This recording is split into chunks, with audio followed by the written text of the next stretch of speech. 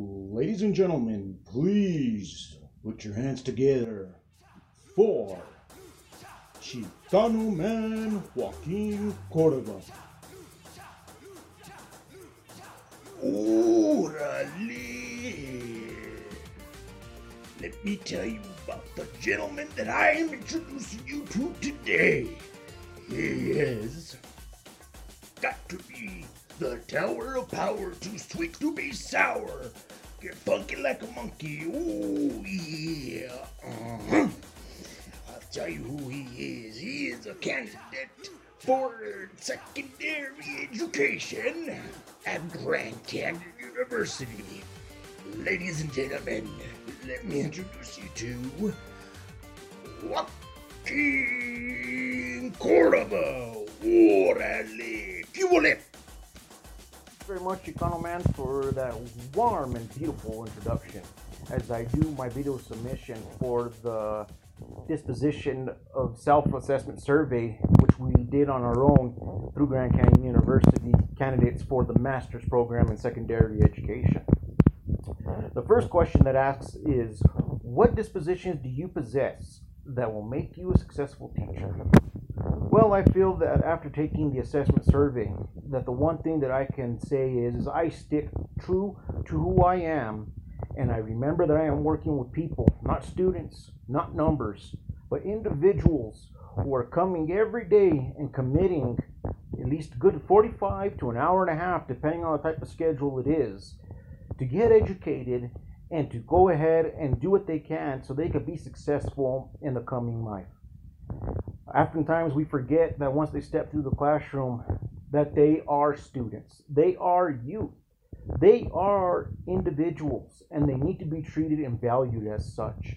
If we go in there like a peacock and our feathers all fluffed out and try to be something and show that we are bigger than them or we are an authoritative figure to them and that we have been there and done that and they are just mocosos who are barely learning anything out of life, we will receive that much pushback in return. So I think that me being able to meet the students where they are and take into account what is going on within their lives, that I think that will make me a successful educator. But in time, only that will tell in itself if that's what I will become. Question number 2 is what dispositions do I need to work on before I enter the classroom as a first-year teacher? Well, the first thing that I'm going to have to do is I'm going to have to remember that I am no longer in the position to be that of, lack of better words, a social worker or a case manager who is get out and that's it. I will have to take the role of being the humble educator. I will have to take on the role and understanding that I will be doing whatever it is that I can to make these individuals successful.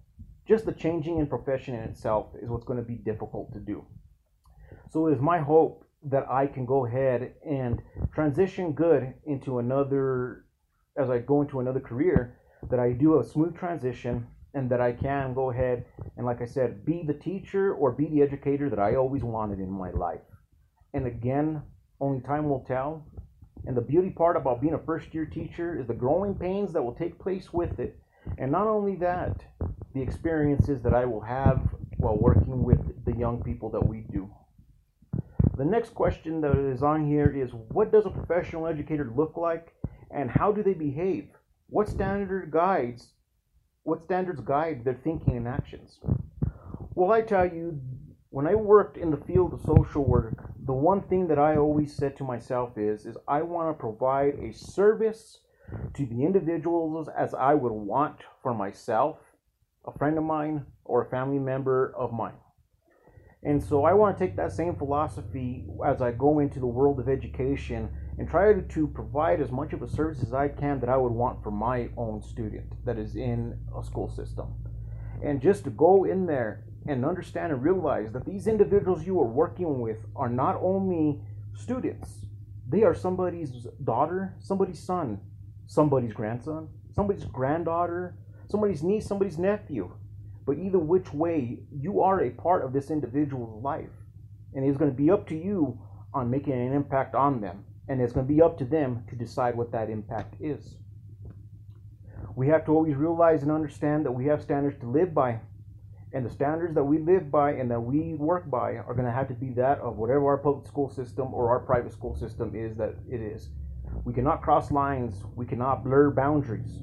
We can only just be who we are and be what we can for our students, and realize that every decision and choice that we make not only impacts us, but the individuals that we work for, as well as the school that we are employed by.